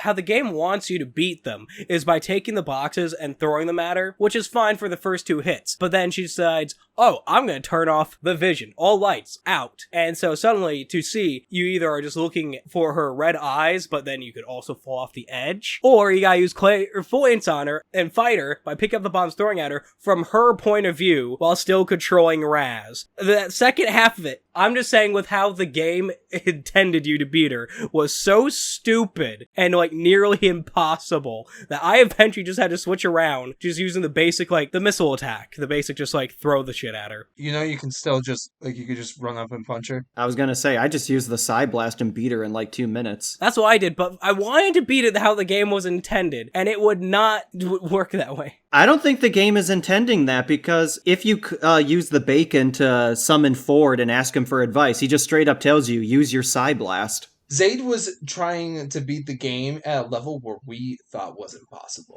But point is, like, she wasn't fun in any way. It was stupid. Yeah, she would definitely be the worst boss in the game, but the meat circus, ugh. You know, we've been talking about all these characters' mental worlds, but I'm curious, if we had mental worlds, what would they look like? Like, what would our dreamlands be? All right, I got mine. So my dreamland is actually a mix between. So I grew up in the country, and really, I was thinking of like trees and the animals. But here's the twist. So I really love technology and stuff. So what if the bodies of the animals were neon? Like they were kind of like a neon light kind of thing, and the forest was just like metal with like sort of like veins of pink, blue, green, kind of like throughout it. That'd be my world. I'd chill in there. Yeah. Mine would probably be like a mix between like tech and stuff like that, and then like just fantasy or whatever, because I really enjoy like dark fantasy and just like high fantasy type things. That's some of my favorite stuff. But I also enjoy like more of the cyberpunk type of thing. So I feel like it could just be like this medieval fantasy world with it's like a lot of stuff, kind of like how you were saying, like just made of like high-end tech. It'd be kind of like, what's a game called? Horizon Zero Dawn. That type of, like, thing a bit. Okay, yeah, that's pretty cool. What about you, Chase? I think mine would be a Victorian Gothic mansion because I just always like that aesthetic. You're a sucker for that. Ever since we've been watching the Batman movies, you have been loving the Victorian Gothic mansions. I just really like that architecture, that style. Like, if I could afford it, I would live in an Addams Family house. I just really love that. My world would start off like very cozy and coherent, but the deeper you go, the more and more like, something's going on here. The rooms would change. You would open one door and it would be a completely different room to what it was before, or everything becomes more and more disheveled and disorganized the deeper you go. The creatures would all be like very, what's the word? Like something out of like a analog horror kind of thing where they're all out of the corner of your eye. You can't see them directly, but they're always there watching you, always tormenting you from the shadows, from the corners. I just wanted to chill. Hi, I am the road crew. Take a detour. Yeah, the Milkman Conspiracy. Easily one of the most memorable worlds you go through, and it ends with Boyd realizing he is the milkman. My milk is delicious. The sea will run white with his rage. Yeah, it just turns out that the milkman is just a well, not really a bomber, but he's just an arsonist. He's a terrorist. He throws just like Molotovs. It's a Molotov milk. What's funny though, is that the entire time you're going through the rest of the game, he's just standing there ready to throw this lit Molotov milk bottle at the building. He was just waiting for the perfect time to carry out his plan. He just goes right back to normal right after he blows everything up. Yeah. While we're here, the asylum on the other side of the lake, it's completely falling apart. So you kind of get that like creepy asylum, especially as you go inside of it and you see all these like wheelchairs and straitjackets just sitting around and all the beds. Like if it wasn't for the game's cartoony art style, this would be something out of like Outlast or whatever. Oh yeah, that's what I was thinking too, because like when I went in there, it's one of my favorite places and sections of the game, simply because, as I've stated before, I've always liked the darker, more horror aspect of things. Yeah. Even though it's the real world, some of the architecture gets very bizarre, like the spiral staircase that just goes in weird directions, or how the floor and ceiling flip on you. And it's like, this isn't a dream or mental world. This is reality. So, yeah. Yeah, and it's just very unsettling. It's a creepy area. It's a completely different change from like the rest of the game. Yeah, Shigor's always running around, like, yelling at you. Granted, in the end, it turns out she's harmless, but at first you're like, what was that? Yeah, they had such a chance there to make it a very, like, horror-esque area, but with her, that kind of lightened it up because she was kind of goofy. Yeah, she's very adorable. Mm-hmm. And the rats. The exploding rats. Those are so annoying. I hated those. The rats. Where the rats. Throughout the asylum, you have to pick up all the other kids' brains in a jar, and whenever you pick them up, Raz will always give a little quip that's relevant to that camper, and then he kisses them? Yeah, that was weird. That made me feel weird. It's like, ew. That is disgusting. That is unsanitary right there, Raz. Do not kiss people's brains with... Ugh. Everyone gets their brains back, but they just die from a brain infection because Raz has kissed all their brains and infected them. Like, they've all been lobotomized. Like TV. Hacky sack. You guys remember around this time when we were all growing up? I feel like there were so many anti-TV PSAs. Like the common joke was like, "Don't watch TV; it'll rot your brain." But as a kid, I'm like, "But you're on TV. Why is this show telling me not to watch it?" I literally have to watch TV to learn that TV's bad. This is this is just dumb. Yeah. I just feel like that was such a big thing, like when we were growing up, especially in like the 90s and 2000s. You guys remember those times. It was like, yes. Oh, TV will totally rot your brain. You're not doing anything worthwhile. I feel like nowadays, like that hasn't really been a thing. I think it's just all shifted over to the internet these days. And now I think mostly what it is like limit your time in front of a computer or just any kind of bright screen because it's apparently bad for your eyes. Yeah, I think that's mostly it, is that it's all just shifted over to the internet space instead, but it's just a funny little product of its time, I guess. Who's at the top of this asylum? Dr. Loboto. For lobotomy. What's wrong with my brain, doctor? How should I know? I'm a dentist. So the first time we actually meet Dr. Loboto was in a little visionary when we were with Sasha. We learned that Rasputin's brain is pretty much his home, which is a carnival carriage full of stuff on top. Yeah, it's a Romani caravan, or as they say gypsy a lot. And I know at the time that was a common used term for it, but yeah. It's not really... It didn't age well. Yeah, that's an aspect of the game that hasn't aged well. Again, I know at the time that was a much more common... Every time I hear the word gypsy, I hear Frodo's voice. Like, Judge Claude Frodo. I remember growing up and my grandfather would always say they would sell me to the gypsies. I'm just like, okay. I think Raz also says that his family has a curse put on them, that they can't go in water. I like that. It says like their entire line's like, doomed to die in water. And it's kind of creepy at certain points where if you try to jump in the lake at some point, this ghost water hand will like reach out and try to drag you down. And it's consistent throughout the game. Like even in mental worlds, if you go in any water that's deeper than, if you can't stand in it, the ghost hand will still find you there. Yeah, and I thought it was safe during the Mudfishopolis one or whatever, because like you could go in the water there. If you go out deep enough, it will show up still. I think in Mia's world, if you fall in the water, she's like, oh, it's okay. It's normal for boys your age. What? She didn't say that for me. She was like, yo, do you got something wrong with water? There's a lot of dialogue in this game for a lot of situations. Like even for something so niche like finding the turtle, Mr. Pokelope, you're supposed to pick him up and return him to Shigor in like 5 seconds, but you could just teleport back to camp and show him around to kids and they all have their own unique reaction to him. Like that amount of detail and writing it's just so cool and really shows you how much effort went into this. Is like, who would think, okay, I have this turtle, Mr. Pokelope, I'm supposed to take him back to Shigor, who is literally right over there. Who would think, you know what? No, I'm just gonna go out of my way to teleport back to camp and show him around to kids. Who would ever think to do that? And yet the fact that they all have unique dialogue options for that exact scenario, yeah, that's just really cool in my opinion. The question is though, what is this turtle?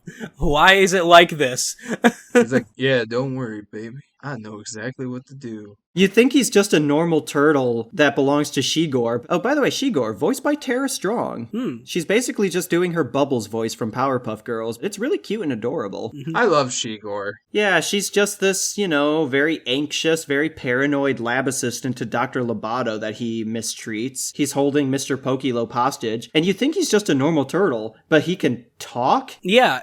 Don't worry, baby. Daddy will take care of everything. Yeah, like, whoa, bro. You got that Riz. It's like, who is this turtle? Why is it so smart? Why can it talk? What is this turtle? I mean, have you seen the size of his brain? It's bigger than him. Yeah. He just straight up, he doesn't actually kill Dr. Loboto because I think in the VR game, Rhombus of Ruin, Dr. Loboto does come back, so he doesn't actually die. But for the time, you're like, did Mr. Pokelope just murder Dr. Loboto, blowing him out of the tower? I thought Loboto was going to be the final boss, to be honest. I thought, like, we were going to go into his brain or something. Yeah, or, like, fight him right there. I don't want to know what was in Dr. Loboto's mental world. That sounds horrifying. Love dentistry. He's just Shao Tucker from Full Metal Alchemist. He is so concerned with his work and extracting brains from children, even though he's a dentist.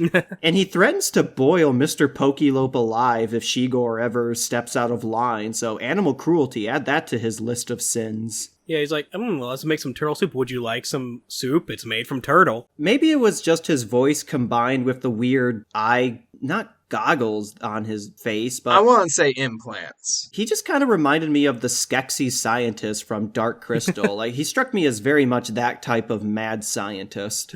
Pretty much. But Dr. Lobato has his own assistant, Crispin Whitehead. What is his accent? It's like not a Cockney accent. I don't know. Essex, I think it's called. Where is your claw? Where is your favorite jacket? This doesn't look like you. You are not Dr. Lobato. You do not pay my salary, so please kindly step away from my elevator, fuck off and die.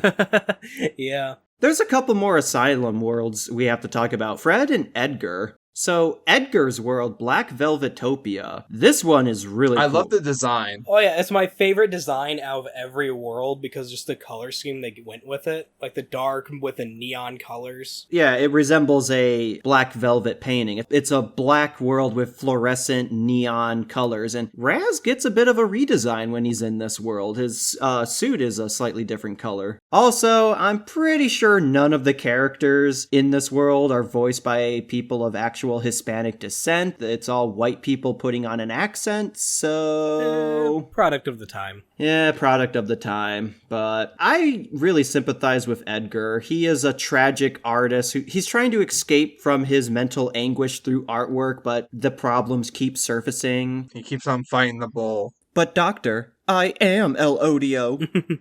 So the whole story with Edgar is that he's longing after his long-lost love who left him for another man. And for the most part throughout his world, it's depicted as this melancholic, tragic love story. Yeah. But then it's revealed that she was actually his high school girlfriend who left him for some other guy in their class. And the bit where after Raz calls Edgar out on this, like, are you seriously gonna be hung up on your high school failure forever? The mental world versions of his ex-girlfriend and her boyfriend, they drop the whole soap opera act and are like, excuse me, we were full of varsity. What are you talking about? Right.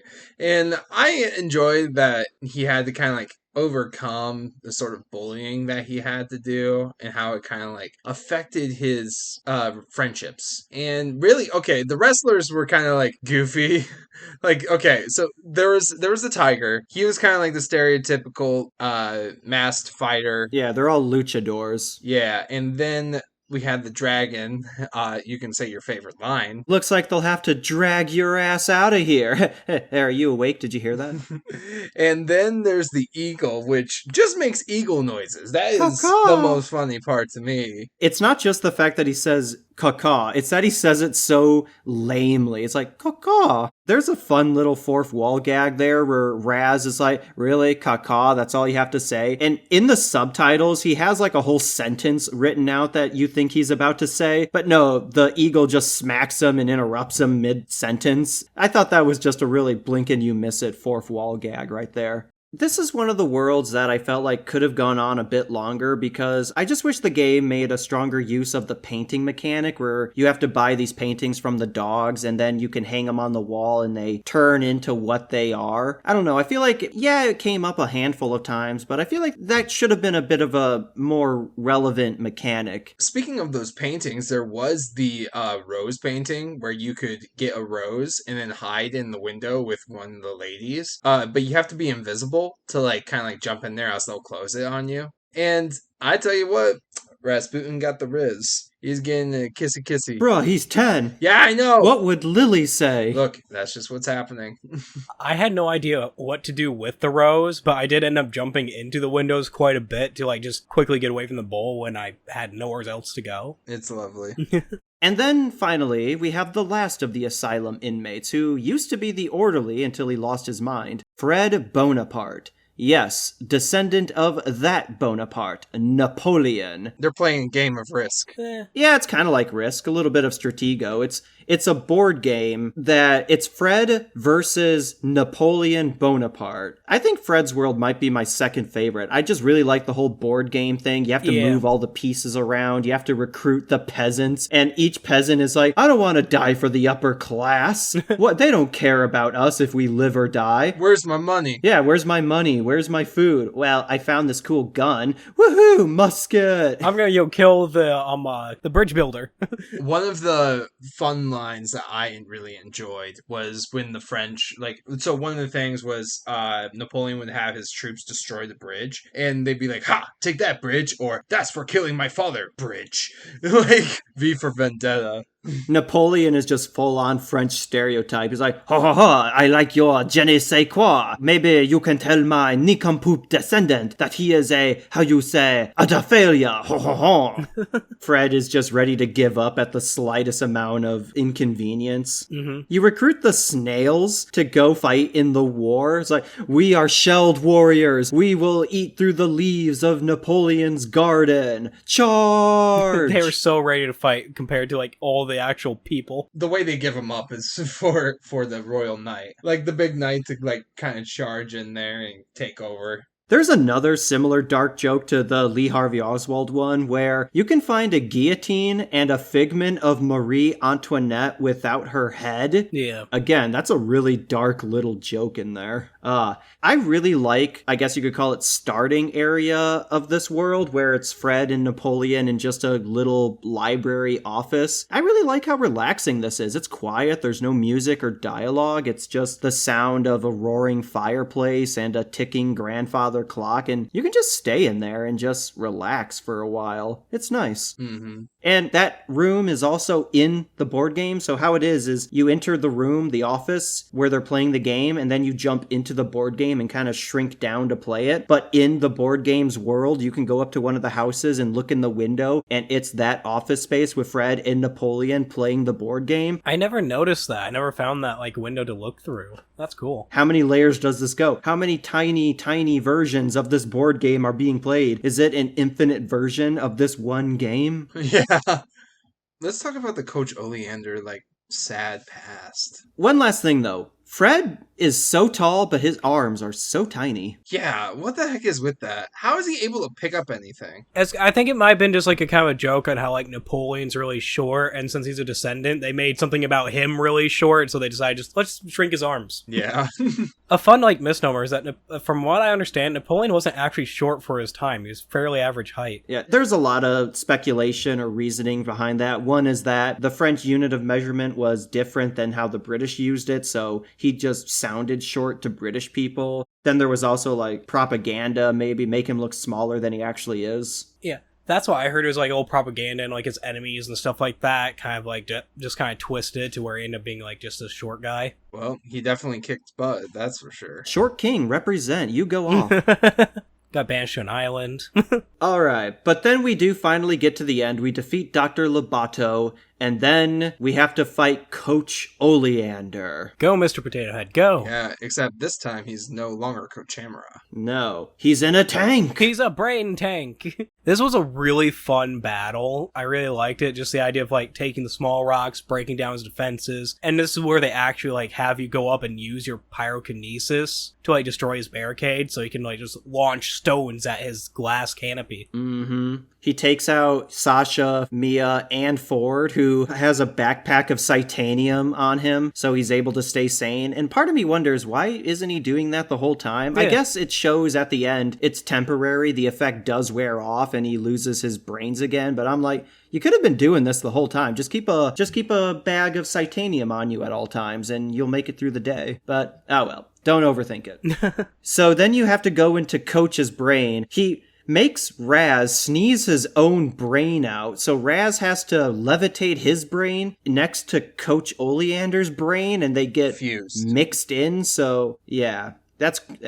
Yeah. So here we are, guys, the meat circus. The sound of that just makes it sound like disturbing. Yeah. It is disturbing. It's It a is. circus where everything is meat-based. Ugh. You're literally playing in a carcass. That's what it is. I mean, alongside the character design, but this reminded me of that one Nickelodeon puppet show from back in the day, Mr. Meaty. Mm-hmm. Yes. I actually enjoyed the design of the meat circus. It definitely gave off like the final level kind of vibe where Oh, yeah. everything is tested about everything that you learned. As we mentioned too, it's like we learn about like his backstory here, Coach's backstory. Yeah, his dad was a butcher who murdered his pet bunny rabbit. Yeah. Don't run or daddy's gonna kill you. And then his dad repeats that line later on. Ugh. Yeah. This whole meat circus is... So, it is infamous. If you ask anybody who's played Psychonauts what they hated about this game, the meat circus is up there. It is such a significant difficulty spike for this game. I think a big reason of why it's so challenging, at least for me, is there is no room for error. If you mess up a single time, you have to restart. You can lose so much progress. And your window of opportunity is so low. You have to do it perfectly. There is no room for mistake. Oh, and also one thing that bothered me throughout it is like I decided to drop a save because like I got tired of repeating those same areas. And so when I finally was going to lose a bunch of progress, I decided to just reload that save. It reloads you outside of the circus and you got to start all over again. No. So what you're trying to say is Raz's dad was right about you. You cheated! I thought I had cheated the system and then I load up and I'm just like, no, now I got to do this all over again.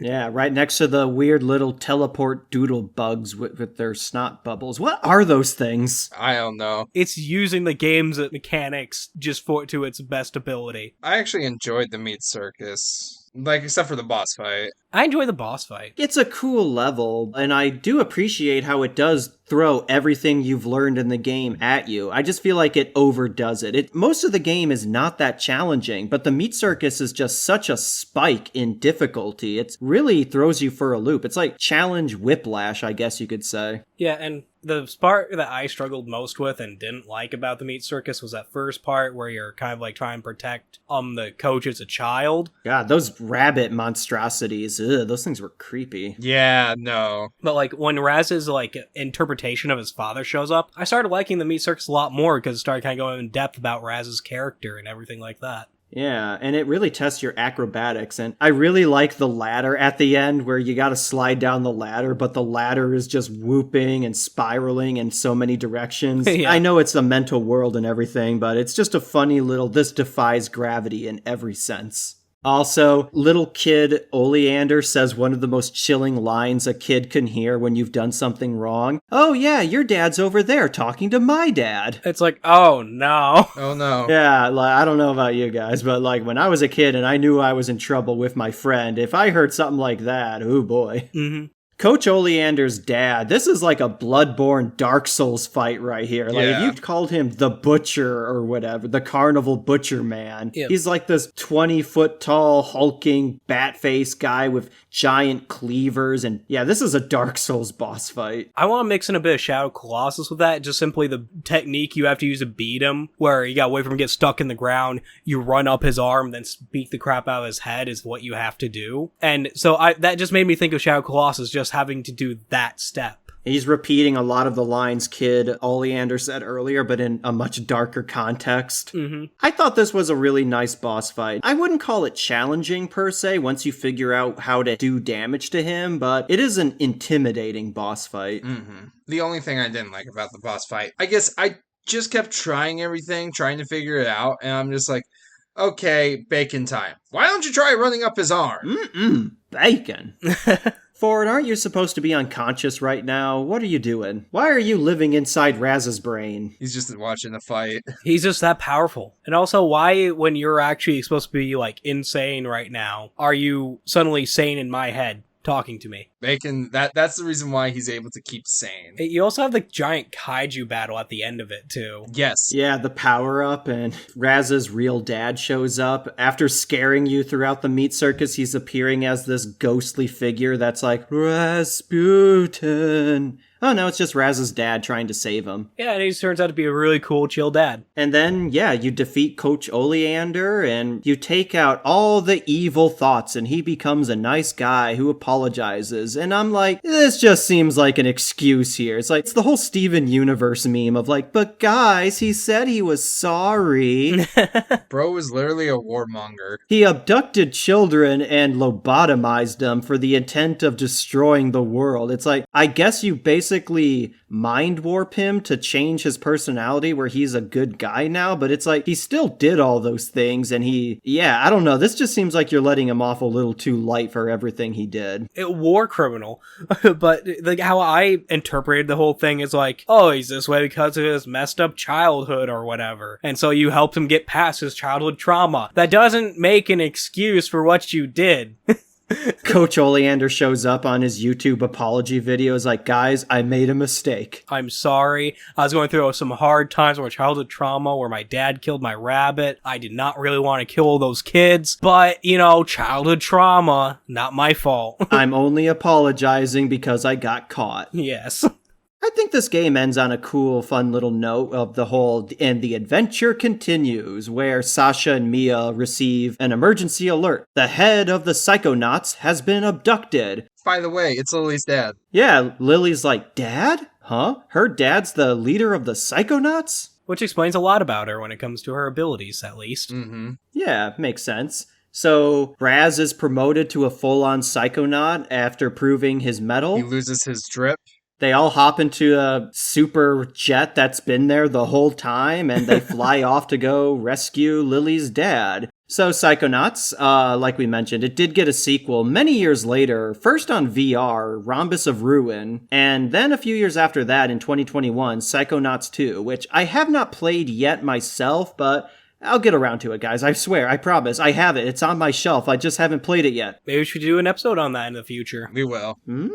Anyway, what are your guys' concluding thoughts on it? I enjoyed Psychonauts. Very witty, very lovable dialogue. I love the characters and the design. I want to give this a 9.2 out of 10. There were some slow spots. It is a slow burner, and there are some spots where it's kind of like, okay. But I want to say the overall experience is quite enjoyable. Yeah, I mean, there was a couple times here and there, like, I got a point where the game was frustrating for me, so I stopped playing for a bit, but eventually I had to force myself to get back into it to play through it. But other than that, it's like, I really love this game. It was a great time. Wouldn't really change too much about it, except for maybe the combat needs a little bit of an overhaul, and some of the boss battles could use a bit more of a nuance to them. Yeah, I think this game is a prime example of a charming, quirky little game. It's a fairly short game, and yeah, while I do wish we spent a bit more time early on at the summer camp portion of the game, I feel like there could have been a bit more, not necessarily character development with the other campers and everything, but I do kind of wish there was at least one more mental world during the summer camp portion before the whole plot is revealed. I just feel like the whole first half of this game kind of feels like an extended tutorial where you're just picking up various psychic abilities that don't really come into use until the second half. And the game's plot just kind of happens very abruptly. There's very little build-up. There's some foreshadowing. Like, I don't know. I just feel like this game kind of turns on a dime very abruptly. Like, once Lily is taken by the lungfish and you find out Coach Oleander's behind it all, it feels like we skipped a couple chapters. You know what I mean? Yeah. Not that that's a bad thing, per se. I think the game's relative shortness is a positive in my book. Just kind of makes me wish we spent a bit more time early on sort of establishing these characters and everything, but well, what can you do? Well, I mean, it's also the fact that, like, once a plot actually hits, like, the game starts picking up pace ridiculously fast.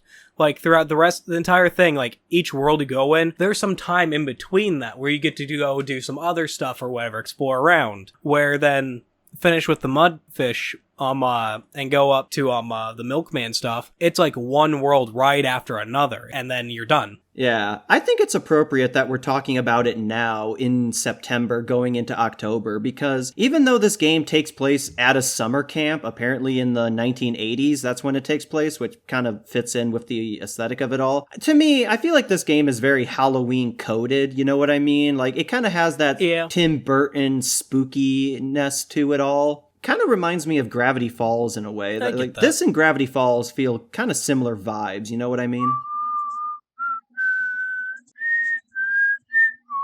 Yeah.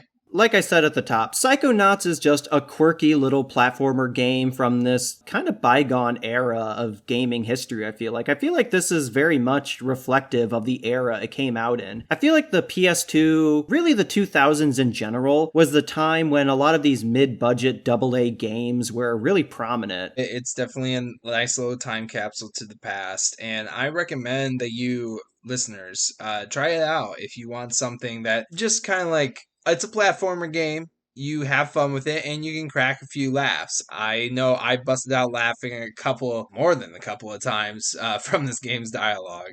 It's a cult classic for a reason. It knows its identity, what it's about, pulls everything it's going for off without a flaw, in my opinion. And I feel like it's just also a very unique experience. There's not a whole lot of other games like it, especially at the time it came out at. It's definitely like its own little thing. I mean, after playing this game, I look forward to eventually playing the second one. All right. Well, I think that's it, boys. Yeah, Garrett, you want to end us off here? All right. Well, if you want to leave some feedback about our podcast, you can go email us at backwardscompatible@gmail.com. Please do give us a follow on your preferred listener streaming device or whatever you want. It really is appreciated, and we really enjoy your company. All right, well, I think that's about it. Much like the cowboy kid, JT, how's about we mosey on out of here, circle the wagons and all that? That sounds just about good with me, Chase. What about you, Garrett? Yeah, I'm fine with settling down on the little bit that I have right here. Don't you worry, boys. I'll meet y'all again next time.